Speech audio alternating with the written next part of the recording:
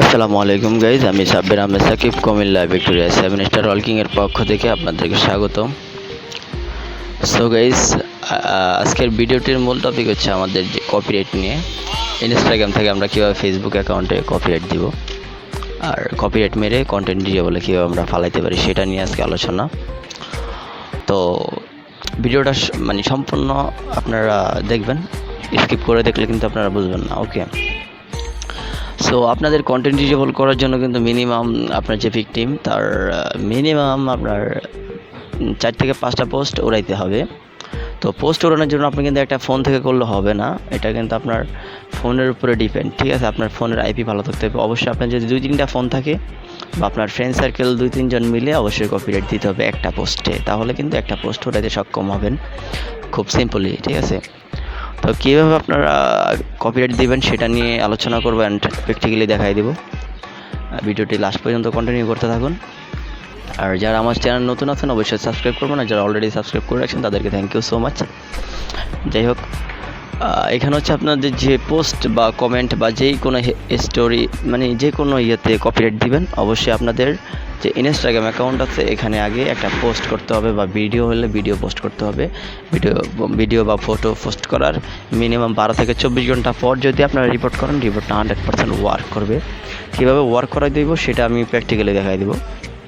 ঠিক আছে, সো আপনারা জাস্ট পোস্ট করার পরে 24 ঘন্টা পর রিপোর্টটা কীভাবে করবেন সেটা দেখাই দিই আগে। ফার্স্ট অফ অল আপনারা ইনস্টাগ্রামে চলে যাবেন। ঠিক আছে, ইনস্টাগ্রাম তো অবশ্যই পোস্ট থাকা লাগবে। ঠিক আছে, তো ইনস্টাগ্রামে চলে যাবেন।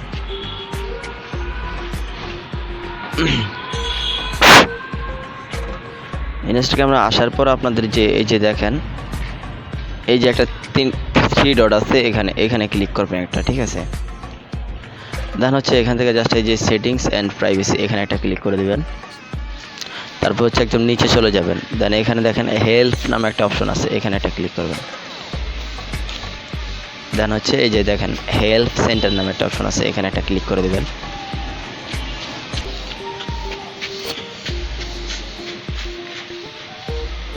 তারপর হচ্ছে এখানে লিখবেন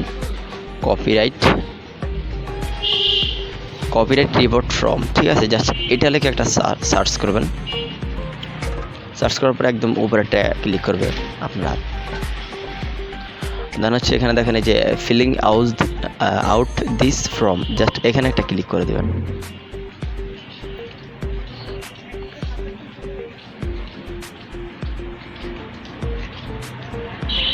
দেন হচ্ছে এরকম অপশন আসবে, আপনারা জাস্ট এখানে এই যে I am the rights owner, just এটা একটা ক্লিক করে দেবেন।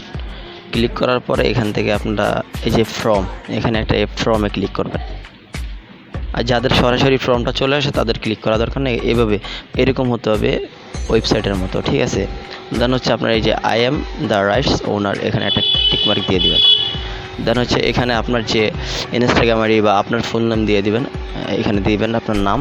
তারপরে এখানে আপনার মেলিং অ্যাড্রেস, আপনি যেখানে থাকেন অবশ্যই ওইখানের দিবেন। ঠিক আছে, ঢাকা বাংলাদেশ হলে ঢাকা বাংলাদেশ বা কুমিল্লা যেখানে থাকবেন সেটাই দিবেন। তো তারপর যেটা করবেন, এই যে এখানে আপনার দেওয়ার পরে তারপর এখানে একটা ইমেল অ্যাড্রেস দিয়ে দিবেন।